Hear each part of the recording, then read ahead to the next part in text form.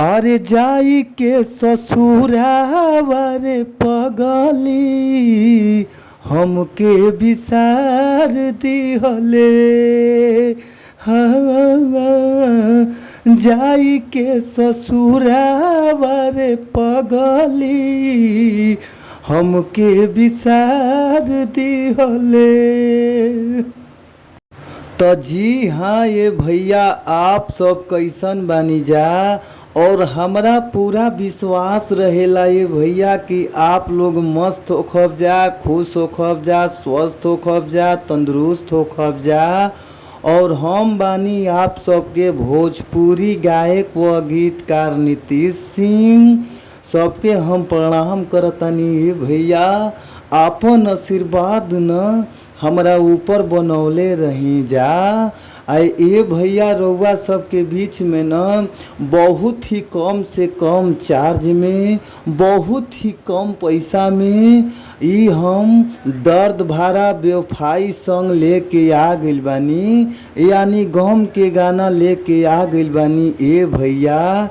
तो भैया हमरा पूरा भरोसा बा, मन में हुलास बा कि अगर ई गाना के रउआ सब अच्छा से म्यूजिक बनवा के अच्छा से स्टूडियो में गायकी कर देतानी जा, तो हमरा पूरा भरोसा बा कि गाना जरूर बाजी। जी भैया रउआ सब अच्छा गावत तानी जा, अच्छा बजावत तानी जा, फिर भी रउआ सबके अच्छा मेटर गाना नइखे मिल पावत। तो रउआ सबके घबराए के ज़रूरत नइखे।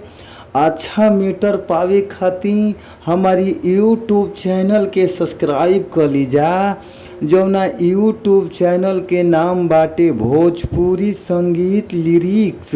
तो भैया हमारी यूट्यूब चैनल के सब्सक्राइब कर के न घंटी के बेल आइकन जरूर दबा लीजा। काहे से कि घंटी के बेल आइकन दबा ले जा तो कोनो भी गाना अपना चैनल के माध्यम से छोड़तानी, रिलीज करतानी, तो सबसे पहले नोटिफिकेशन रउआ सबके मोबाइल पर पहुँच जाई न भैया। तो आप लोग ज़रूर चैनल सब्सक्राइब करके घंटी के बेल आइकन ज़रूर दबा ली। तो आई जा हमने के सीधे सीधे चलल जाओ मुखड़ा के ओर। मुखड़ा के भाव का बा, कौना भाव में कैसे गावे के बा, आई जा सुनल जाओ। भाव बाटे, अरे जाई के ससुरावा रे पगली हमके बिसार दिहले। हाँ, जाई के ससुरावा रे पगली हमके बिसार दिहले। कतना प्यार हम तोहरा से कईनी, जियते तुम्हार दिहले। आ जाई के ससुरावा रे पगली हमके बिसार दिहले। जाई के ससुरावा रे पगली हमके बिसार दिहले। तो भैया अगर ई मेटर रउआ सबके अच्छा लागता, मस्त लागता, तो फुल सॉन्ग लेवे खातिर स्क्रीन पर नंबर बा, नंबर नोट कर लीजा।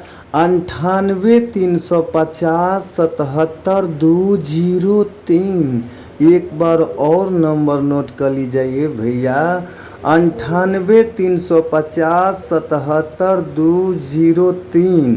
तो आप लोग फुल सॉन्ग लेवे खातिर नंबर पर ज़रूर कॉल करी जा।